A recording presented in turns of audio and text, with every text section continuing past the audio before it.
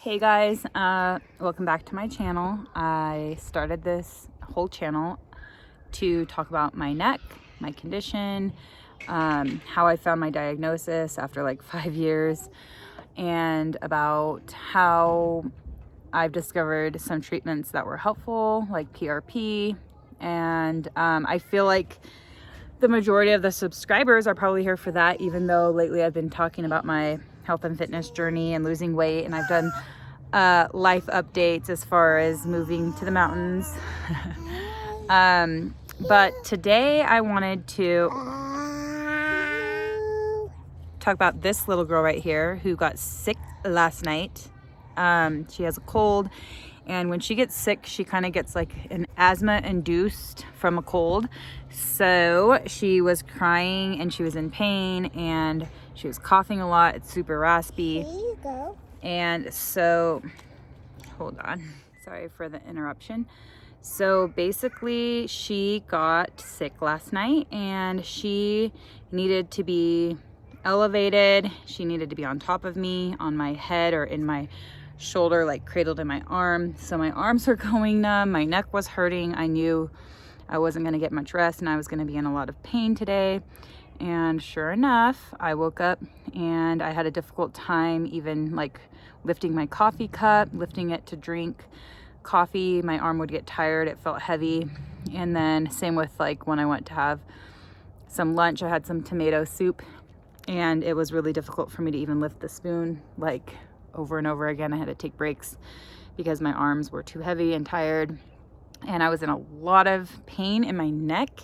I was getting like what I call catching. Feels like it's snagging and it's like catching, trying to catch. I say it's catching or trying to catch. I can feel like the vertebrae snagging on one another and it's really painful. It's sharp stabbing pains, and usually that's what happens before it locks. It just takes one real good snag or trying to catch before it actually catches, which means it's locked down. So luckily I didn't have any of that. I basically took it really easy around the house, and I barely got ready at 4 o'clock today. I was on ice and using either CBD oil. I took ingestible CBD oil as well as like this hydrogel CBD oil, which I just started using and I'm loving it. So if you want any information about that, let me know. And then what else did I take? Oh, and then after my shower, I put on some Deep Blue just to like help soothe the muscles and help like, I guess, calm my mind, because sometimes just being stressed and anxious about the situation, about getting, about it locking, can cause more tension and problems. So that's just a little update. I know most of my updates are like, oh, I'm doing so much better, which I am, but clearly I still have a neck problem that's not completely gone. I'm still very limited, and the main reason I'm doing so good is because I've been able to avoid a lot of the activities that were causing me so much pain, like dishes. My husband's completely taken over with dish duty, which is so awesome and I'm so grateful for, and he doesn't even complain about it anymore, so that's great.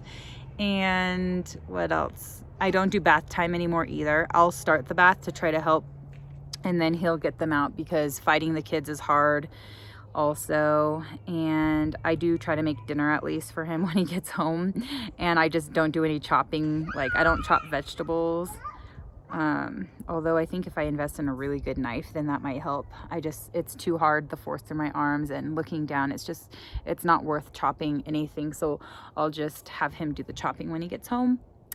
And I think that's it.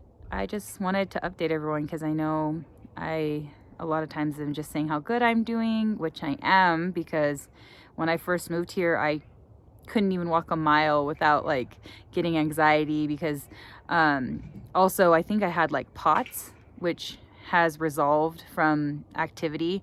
My heart rate would skyrocket if I stood up. If I was sitting down, I think my resting heart rate was like in the 90s, and then as soon as I would stand up, it would go to like 128, 130s, which is really, really high. So I'd feel like that racing heart rate, and then I'd feel kind of like faint.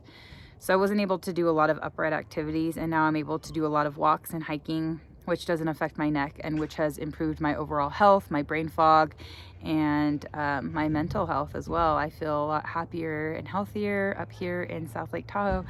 So yeah, that's my most recent update. Just thought I'd let you all know. And if you have any questions, please let me know. Also, give this video a thumbs up, and don't forget to subscribe. All right, thanks guys, bye.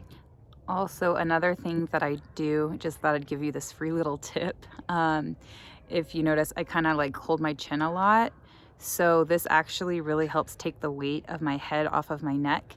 And I'm resting my elbow on my knee. So this is a nice passive support here so that it takes all the strain off of my neck. And if you study a lot or work at a desk a lot or write a lot, this is an easy trick instead of having to like wear a neck brace to work or school or at home. Just giving your head a little external support helps take the pressure off of the neck and allows you to have a little bit more endurance in your neck and a little bit less pain. So try it out, let me know what you think. All right, take care guys, bye.